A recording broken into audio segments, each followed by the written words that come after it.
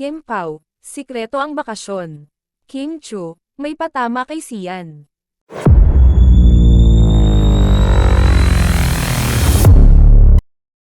Kilig overload na naman ang mga Kim Pao fan nina Kim Chu at Paolo Avellino.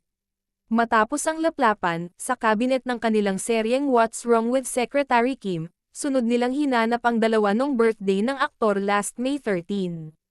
Taping lamang kasi ang asap natin to last Sunday na guest ang dalawa. Isang viewer ng Marisol Academy Tonight ang nagtanong kung nasaan ang Kim Pao dahil wala raw paramdam ang mga ito sa social media.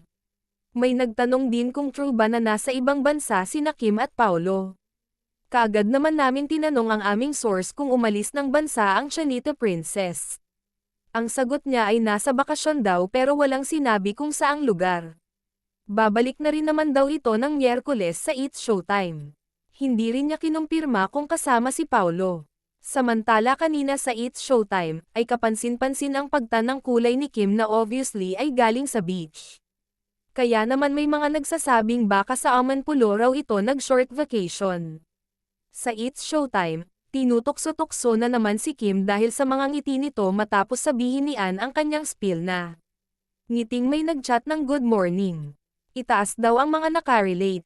Si Jugs ay kinuha ang kamay ni Kim at itinaas dahil nakangiti raw ito.